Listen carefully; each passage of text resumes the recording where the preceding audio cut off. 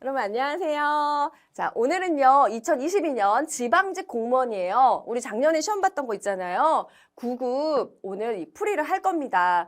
자, 메가 공무원 1명 보건행정 문제풀이 들어가는데요. 오늘 문제풀이에서는요 여러분이 내가 이거 공부할 때 이것도 궁금했고 이것도 궁금했는데 하는 걸 싹 다 엮어서 쏙쏙 요점 정리 노트로 만들어 드렸습니다. 그래서 여러분들 공부하시다가 나 이 부분이 헷갈렸는데 하는 건 반드시 한 두세 번 정도 회독하시고 반복하셔서 암기까지 하시기를 바라요. 자, 1번부터 바로 들어갑니다.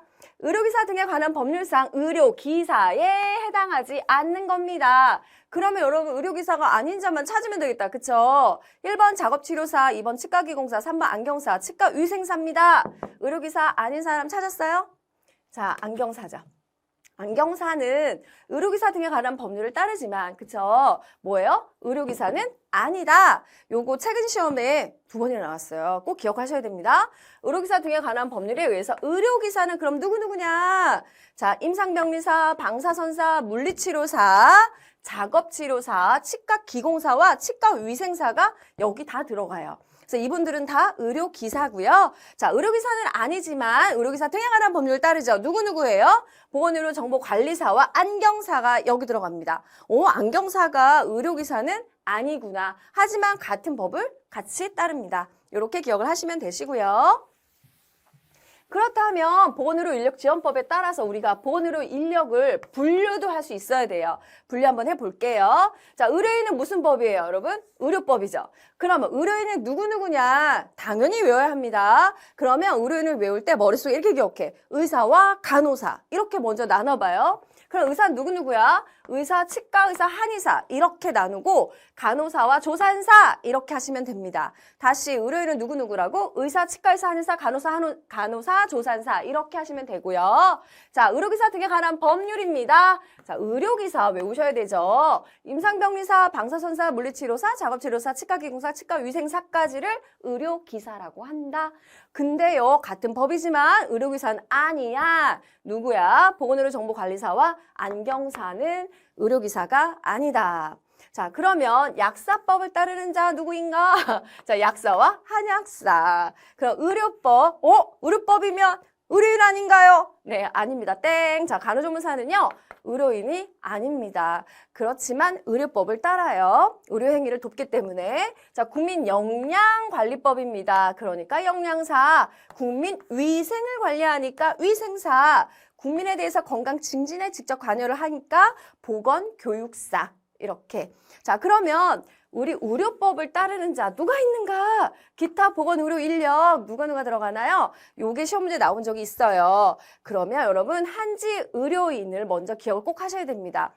의료인이긴 의료인인데요. 이 지역 안에서만 하세요 라고 하는 의료인을 우리가 한지 의료인이라고 해요. 그러면 그럼 그 지역을 벗어나서는 안 되겠네. 이게 기억을 하시면 되겠죠. 누구누구야? 한지 의사. 앞에 한지부터 치과의사, 한지 한의사 이렇게 들어가요. 자, 요분들은 한지 의료인이라고 불러요. 그러면 의료 유사업자 누구누구 들어가느냐? 뼈 맞춰야지 접골사, 침 놓는다 침사, 자, 뜸을 놓네 구사. 자, 여기까지를 우리가 의료 유사업자라고 합니다. 자, 그 다음에 누가 있어? 안마사. 여기까지 다 의료법이에요. 간호조무사도 의료법이고 의료인도 의료법이죠. 그죠? 그래서 어떤 의료 행위를 행하는다, 환자나 아픈 사람을 위해서 뭔가를 행한다 라고 할 때는 의료법이라고 보시면 돼요. 직접적으로 하는 거. 자, 그러면요. 이분들이요. 자격이냐 아니면 면허냐 이거 구분할 수 있어야 돼요. 자, 그러면 의료인이요. 의료법을 따르는 누구예요? 의사, 치과의사, 한의사, 조산사, 간호사가 들어가죠? 보건복지부 장관의 면허가 들어갑니다. 의료인은요. 무조건 면허예요. 그래서 이렇게 의료기사는 그럼 뭐예요? 의료기사도 들어가고 아까 의료기사도 아니었지만 같은 법을 의료기사 등에 관한 법률을 따른다. 누구였어요? 보건의료정보관리사와 안경사 이렇게 들어갔었고 나머지 의료기사들이 들어갔어. 자, 그럼 방사선사, 물리치료사, 작업치료사, 임상병리사, 치과기공, 치과위생사까지 들어갔죠.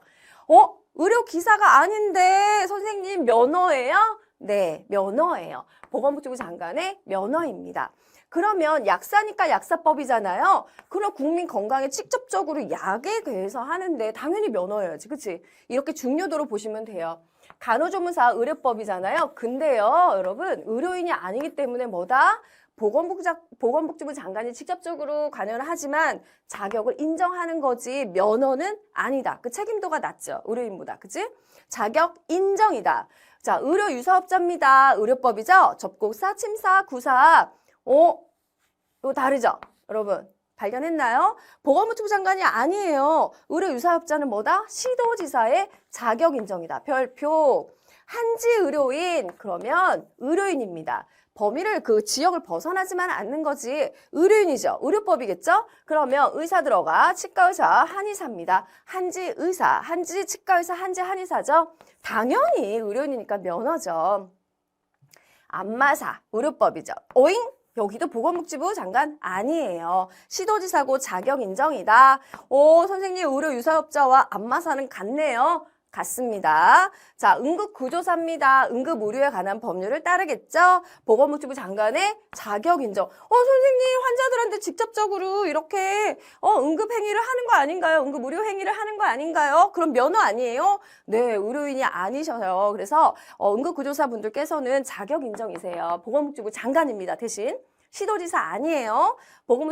보건복지부 장관의 뭐다? 자격 인정이다. 자, 그럼 보건교육사 국민건강증진법을 따르잖아. 이분들은 보건복지부 장관의 뭐야? 자격증 교부에 들어간다. 자, 이렇게 해서 꼭꼭꼭 기억을 하셔야 합니다. 이 부분이요, 여러분 외우지 않으면 안 돼요. 자, 그 다음에 2번입니다. 동기부여 이론 중에 X이론에 근거해서 관리자가 구성원을 대하는 좋은 방법은? 그러면 먼저 우리가 X이론과 Y이론을 좀 알아야 되겠네요. 그쵸? 그럼 X이론에 근거해서 이 관리자가 자, 거기에 일하는 구성원을 어떻게 대하는 게 좋은가? 이거에 대한 문제죠. 1번 경제적 보상과 제재, 2번 권한의 위임, 3번 자율성 존중, 4 민주적 리더십. 뭘까요?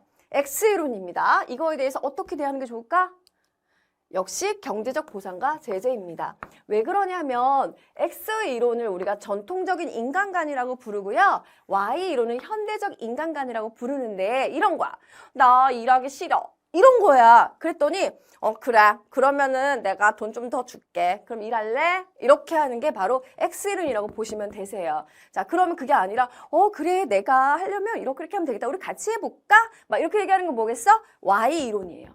그래서 X이론은 나 일 싫은데 이렇게. 그러니까 야, 돈 줄게. 뭐 이렇게 하는 거예요. 자, 그러면 한번 봅시다. 본질적으로 일을 싫어하고요. 가능하면 일을 하지 않으려고 해요. 그리고 야망도 없고요. 책임도 싫어합니다. 그게 바로 기본적인 X이론이고요. 안전을 원하고 변동도 저항한대. 자꾸 뭘 하자 그러면 싫어. 나 좀 냅둬. 막 이러는 거야. 자기중심적이에요. 그냥 하기 싫으니까. 남하고 같이 어울리기도 별로 안 좋아하고 책임지기도 싫어합니다. 그래서 조직의 문제 해결 시에는 창의력 자체가 거의 없습니다.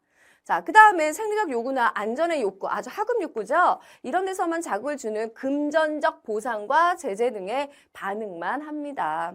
돈 주면 하고, 돈 안 주면 안 하고. 그치? 자, 그래서 관리를 그럼 어떻게 하면 돼, 관리자는? 당근과 채찍이론을 잘 활용해서 유연하게 접근을 한다. 강경한 접근을 교환적으로. 어떨 때는 우리 우지도 그래 아유 좀만 해봐 여기까지만 해봐 막 이렇게 하다가 어느 날 야허 어허 이러면 안 되지 뭐 이러면서 이렇게 했다가 이거 너 끝나면 내가 요것도 돈 좀 줄게 잘했으니까 돈 줄게 이러다가 또 못하면 어허 또 이러다가 이렇게 당근과 채찍을 같이 쓰는 거예요. 그래서 경제적 보상과 이런 어떤 제재를 같이 쓰는 거 당근과 채찍이다라고 말을 해요. 권위주의적 리더십의 확립으로 엄격한 감독과 통제 제도의 확립이 굉장히 필요합니다. 자, 그럼 Y를 어떠냐? 본질적으로 일을 싫어하는 건 또 아니야. 일이 싫어 이건 아니야. 자, 자아 실현, 인간관을 가지고 있대. 내가 스스로 내 인생을 내가 개척하고 싶어. 뭐 이런. 자, 인간관을 가지고 있습니다. 자기 행동의 방향을 스스로 결정을 하고요. 자율적입니다. 그래서 자기 규제를 할 수 있는 존재이다. 내가 알아서 컨트롤을 다 할 수 있다라고 봅니다. 자, 조직의 문제를 해결할 땐 그럼 어떻게 하겠느냐? 비교적 높은 수준의 어떤 창의력과 상상력이 생겨요. 우리 아까 X이론에는 창의력 있어 없어? 없었어요. 이기적으로만 행동하는 것이 아니라 같은 사회 내의 타인을 위해서도 행동을 한다. 여기 X이론은 그냥 단지 나만 안전하면 돼 라고 했지만 여기서 Y이론은요. 남을 위해서도 행동을 한다는 거고요. 어떤 존중의 욕구, 자아 실현의 욕구 같은 어떤 고급 욕구가 바로 직무 동기가 된다. 그럼 어떻게 관리를 하는 게 좋으냐? 민주적 리더십을 통해서 조직 목표와 개인 목표의 통합을 같이 가는 게 좋겠죠. 자, 그 다음에 이제 분권화와 권한도 줄 수 있어. 이 정도면, 그지? 내가 알아서 열심히 같이 합시다. 막 창의력도 막 발휘하고 하니까 이렇게 권한도 줄 수 있어요. 자기 평가 제도나 이제 어떤 자체 평가 제도를 잘 활성화한다면 더더욱 좋겠지. 비공식 조직을 잘 활용한다면 좋아. 그러면 공식 조직이 뭐예요? 땅땅땅 과장님, 대리님 뭐 이렇게 하다가 위에 부장님 이렇게 쭉쭉 올라가는 거잖아요. 근데 비공식은 그 내에서 인간적인 우리들의 따로 모임 같은 게 바로 비공식 조직인데 그런 것도 같이 활용하면 더 좋겠죠.